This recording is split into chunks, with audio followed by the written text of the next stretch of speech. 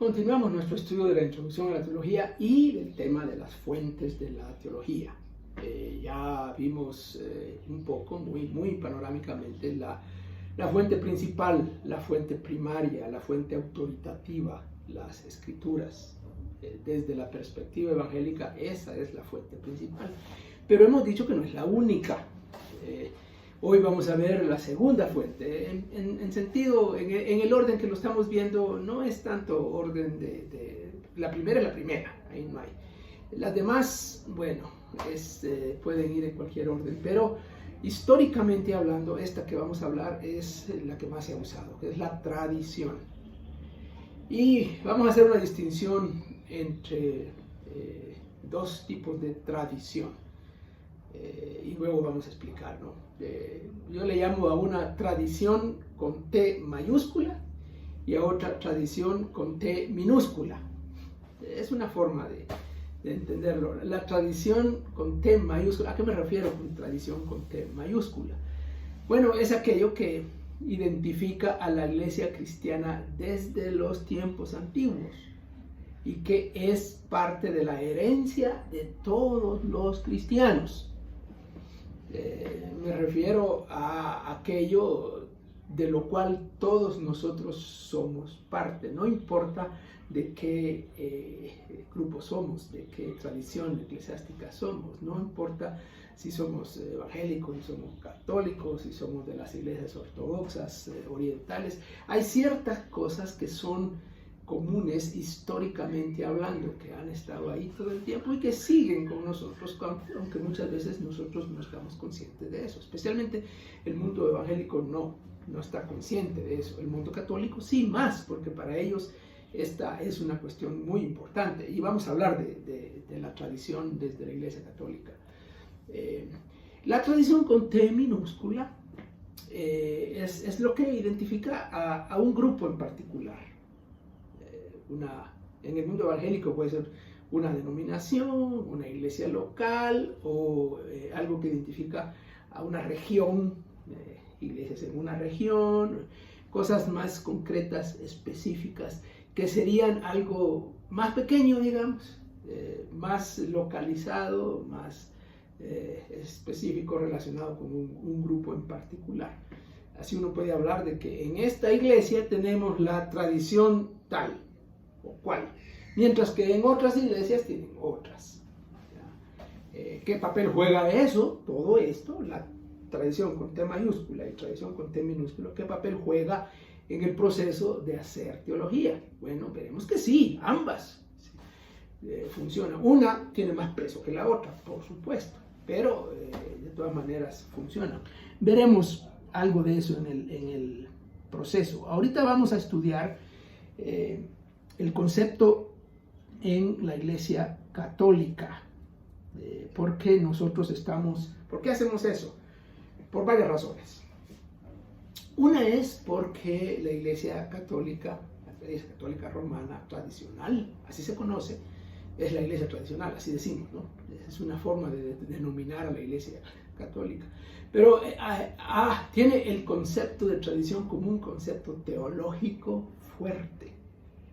La tradición tiene autoridad, tanta o a veces más que la Biblia misma.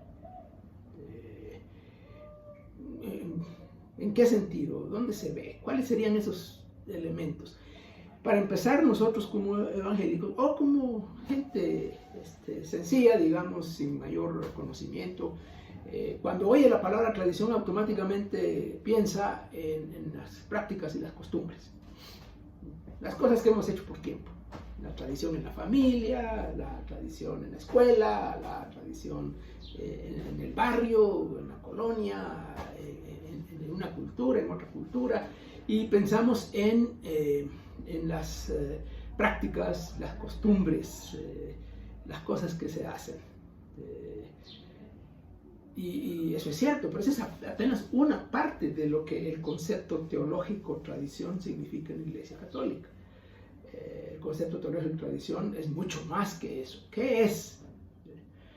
Bueno, empecemos históricamente hablando.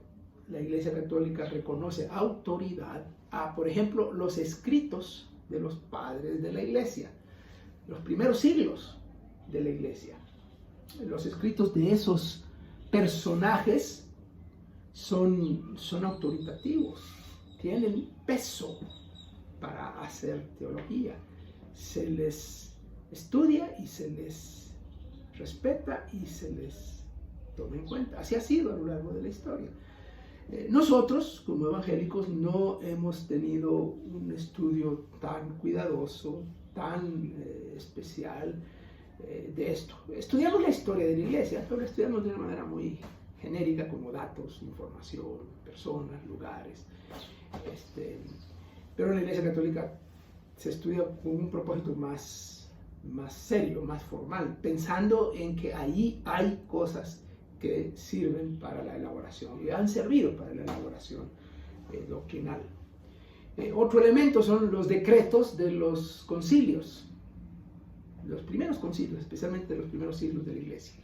Los famosos concilios. Cuando uno estudia la historia de la Iglesia va a descubrir esos concilios y hay varios concilios que son reconocidos por todas las iglesias como concilios importantes. Y se les llama concilios ecuménicos.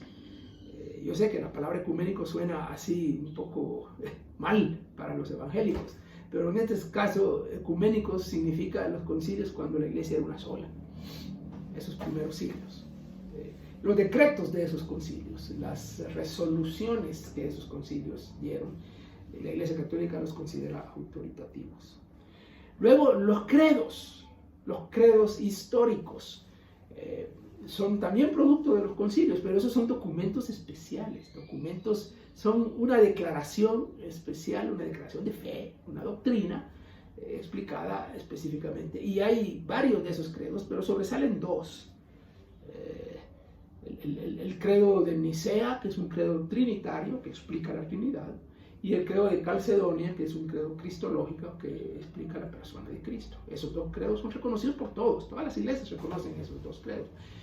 Pero la Iglesia Católica le da una autoridad superior. Hay otros credos, el famoso credo de los apóstoles, que se conoce, que es más antiguo todavía, no es producto de un concilio, es producto, no se sabe exactamente de quién, aunque se llame de los apóstoles, pero tiene peso, tiene valor.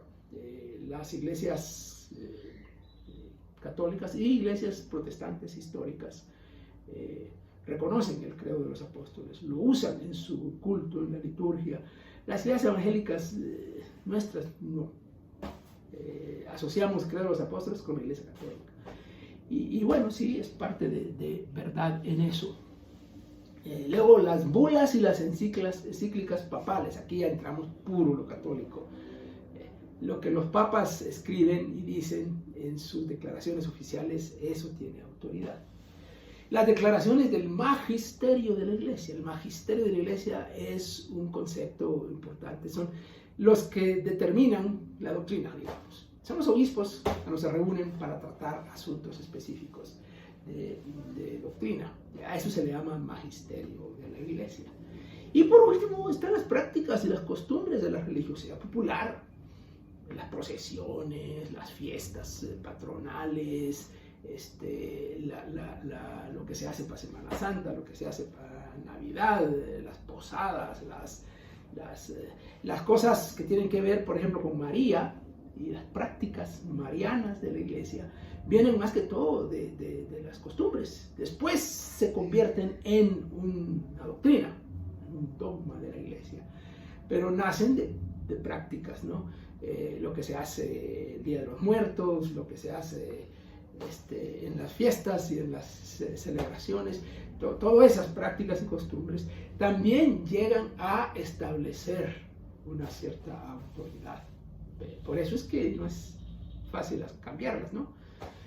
Bueno, esos son los elementos de la tradición. Es el concepto teológico de tradición en la Iglesia Católica Romana. Vamos a ver luego si tenemos equivalentes en la Iglesia Evangélica, si nosotros también tenemos nuestra tradición que incluiría esos aspectos, y eso lo veremos en otra ocasión.